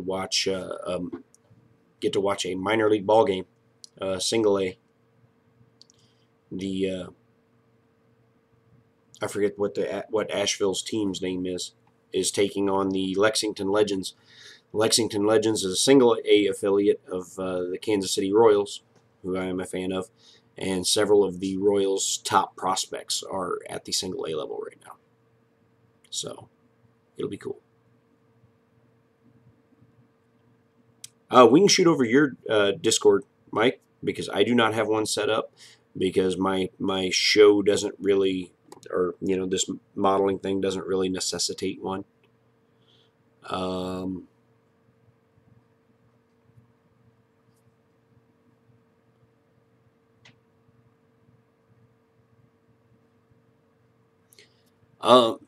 Roy, probably the best way to get in touch with me is to contact me on Twitter. Just send me a DM on Twitter. If you follow me already and I don't follow you, tweet at me and I'll follow you so that you can send me a DM. What we started working on this morning is we started building a maker coin design for red light. So the face view never looks good. See what it looks like in render view. Oh, that's why it's going to look like that, because, hold on. Because we don't want to render the things that we have hidden. So let me check those. The little cameras over here determine if something gets rendered or not. So it's now, there we go.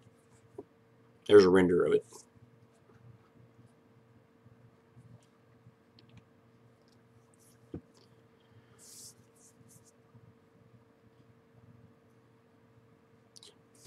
Which my 1/18th scale transport truck, when my grandson came to visit last week,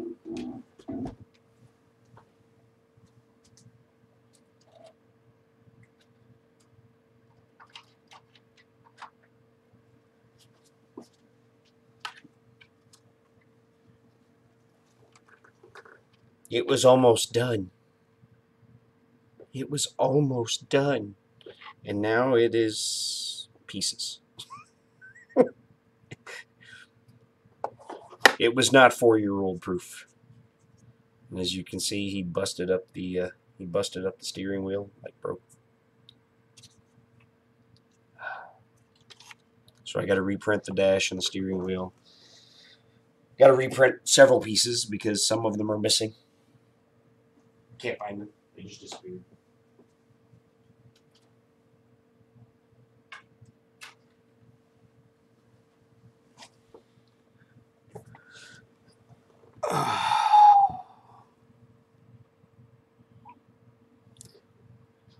I love the little bugger, but he destroys everything that he gets his hands on.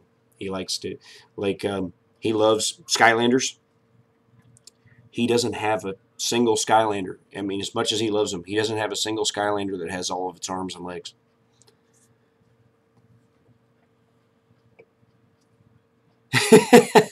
Yeah, it was almost done, but now it's finished. Yeah, now it's back to square one, and a couple things I probably needed to reprint anyway because I had iterated the design a little bit, and I really need a larger format printer to do with it what I wanted to do with it, and that's some of the pieces needed to be printed in one piece. And because the Tronxy X1 back there is such a tiny printer, back right there. Tronxy X1 is such a tiny printer that I had to break things that were intended to be printed as one piece into 4 and sometimes 6 pieces. Like the bed is intended to be printed in 3 pieces: the flatbed, the railing, and the top. 3 pieces. Instead, I ended up having to print it in 18 pieces, and I've never been able to get it quite to line up right, gluing it back together.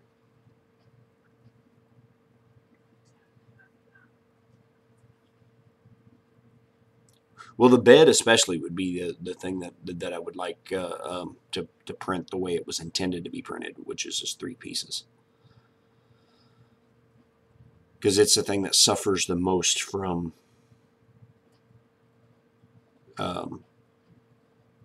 little bits of warpage and stuff going out of square and stuff on a printer, and then trying to glue it together. And then I haven't uploaded it to Thingiverse yet. I've replaced the hinges for the doors to a better hinge design.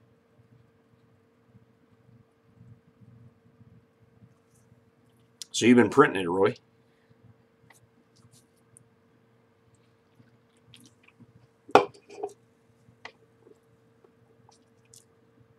Awesome, man. Yeah, that's the problem I'm having with the flatbed is I had to print my flatbed in 6 pieces, and all 6 pieces warped. So then when you magnify that warping across 6 pieces, nothing lines up. Nothing at all.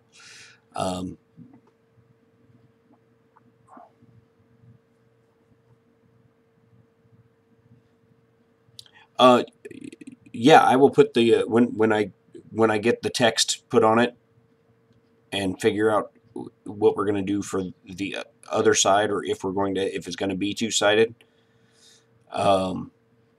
Which part of that is I need to talk to Red Light on, and I will continue to work on this, offline, off camera.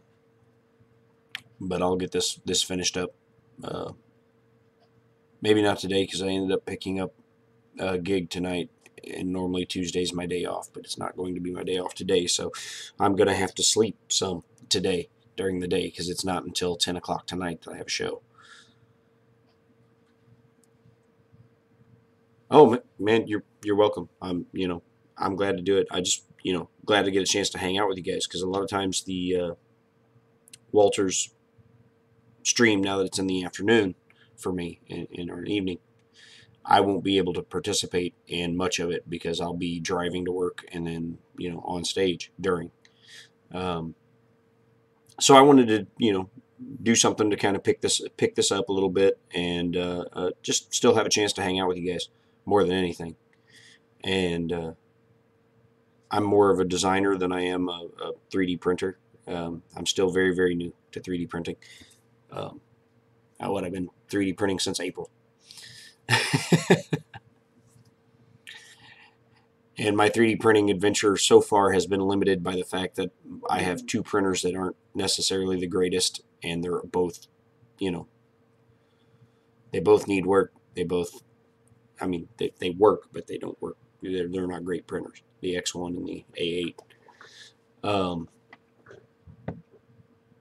Maybe someday I'll have them printing better and doing better. Like my A8 is the bed's all warped. It's so bad that, and it's got glass on it, and the glass isn't flat. It's so bad that I can only either print really tiny in the middle of the bed, or if I need to print something that takes up more of the bed, I have to use a raft.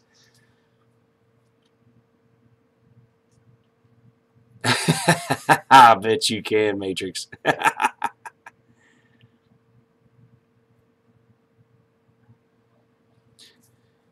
Yeah, Roy. I don't know if it'll, settings or maybe an orientation thing. Stand it on end and print it vertically. I mean, it should be stable enough to do that. Maybe that would avoid it would take longer to print, obviously, but maybe that would avoid the warping issue or decrease it.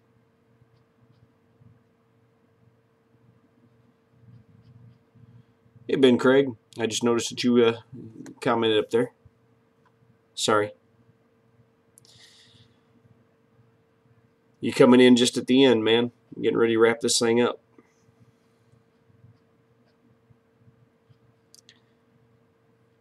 But yeah, so maybe maybe Roy, try printing it in a different orientation. Try printing it,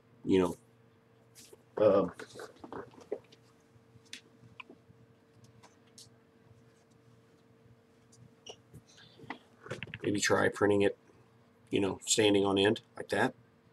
Maybe. Yeah, here's mine that was assembled and painted and was sanded and filled and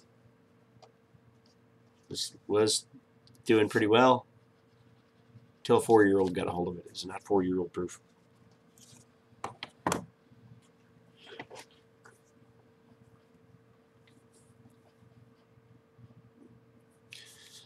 So yeah, appreciate you guys hanging out today, and sorry I'm kind of out of it today. Like I said, I had a show last night. I got home late, and then I stayed up watching Angus's CRX video, and trying to catch up on country time as well, and I was thoroughly disappointed with the outcome of the CRX video. It was not nearly the printer I expected it to be for $800. So it has me, I was holding out hope and waiting for it and thinking that maybe I would buy it. But now knowing it's $800, that's less likely. And seeing its quality versus its price, that makes it even less likely. And so now I'm leaning towards Fernando Pena said he's having good luck with his Alpha Wise U20, and so I'm kind of leaning that direction. That may be the next printer I buy. Yeah, Scalda. Angus built one last night, and I don't know. The build just didn't go that well. It looked very fiddly to put together. And then the bed was having all sorts of leveling issues, and it does not have any sort of automatic bed leveling, and it really, really needs it on a bed that size and that was obviously warped. Because he had bed adhesion issues. His first print, the purge block just came off the bed. Just disconnected itself and slid off into oblivion and ruined his first print. So I expect more for $800. And maybe Creality fixes all these problems. Maybe Creality gets it, dialed in good and corrects everything, and it becomes a machine that's worth $800. But right now, I wouldn't want to be an early adopter. I wouldn't want to be one of the first people to jump on board and spend that much money on that machine, because it just was not it was just not what I expected it to be. Not of the caliber I expected it to be for the price that it is. $800 is too much for, essentially, a CR10 with the second extruder on it in a single. It's a single nozzle. There's two extruders, but they're going into a single nozzle, and yeah, it didn't meet my expectations of the machine at all. And maybe my expectations were set too high, but I don't think my expectations were set too high once I found out the price was where it was at. At an $800 price point, you better get a machine that just works. It just does what it's supposed to do right out of the box.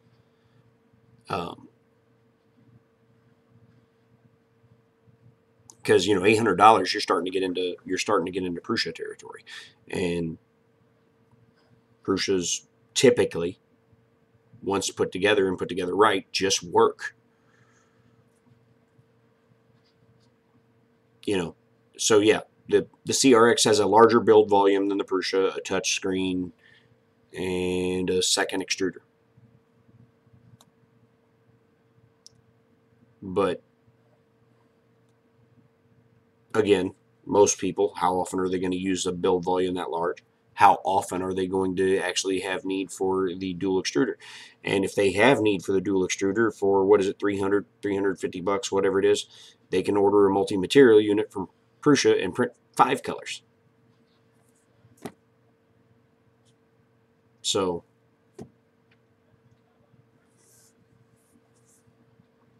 yeah, that's exactly it, Scalded. If I was going to drop $800 and I was choosing right now, I would choose the Prusa, hands down. Hands down. So, before they released the price on it, and I was thinking, okay, maybe this thing comes in at $500 or $600. I would pay $500 or $600 for it. It's a $500 or $600 printer, in my opinion, what I've seen so far. They can change my mind. They could blow me away with it. Okay, thanks, Roy. Yeah, I will hit you on a follow back so that you can you can DM me if you want. But yeah, I would spend $500, maybe $600, because to me it looks like it's a Hangout D9 with a second extruder on it, more or less. And the Hangout D9 can be had between $500 and $600. So you put a second extruder on a D9, basically, and that's what you get with CRX. So $500 or $600, I'd be in all day.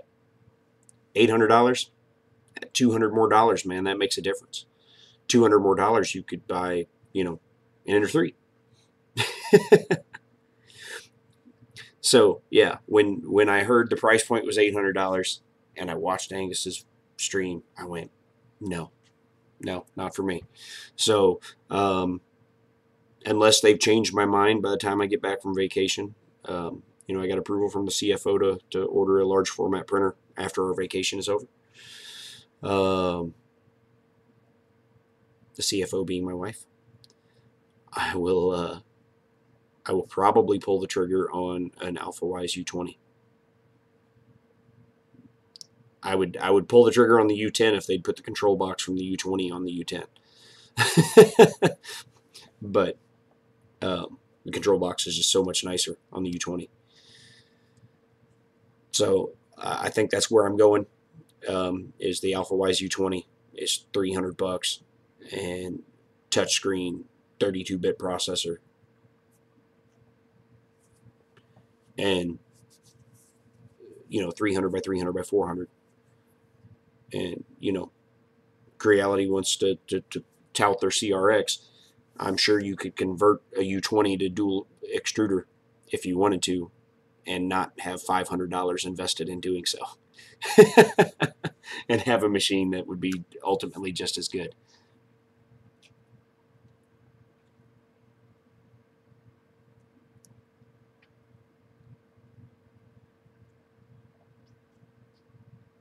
I don't. Here, hold on, Mike.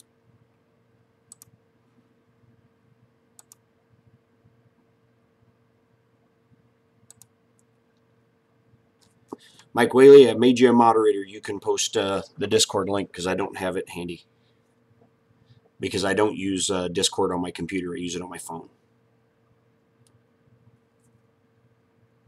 So yeah, go ahead and post the link. I know we ran over a little bit. There's the link to Mike Whaley's Discord. So you guys feel free to hop over there and continue the conversation and chat. I appreciate you all stopping by. This is the first time I've done this in the morning like this, so I'm glad you guys came by and hung out. And I hope some of y'all learned a few things about modeling, and I just hope you enjoyed just hanging out, and I hope you all had a good time. Thank you so much for stopping by, and I'll pop over there in the Discord here in a little bit and hang out with you guys. And we'll see y'all next time. And it looks like Thursday will be next time. All right, so see y'all Thursday, but I'll see you tomorrow in Mike Whaley's stream. And Matrix Clone Learn Control Z. All right, thank you guys so much, and we'll see you next time, and I hope you had fun. Bye.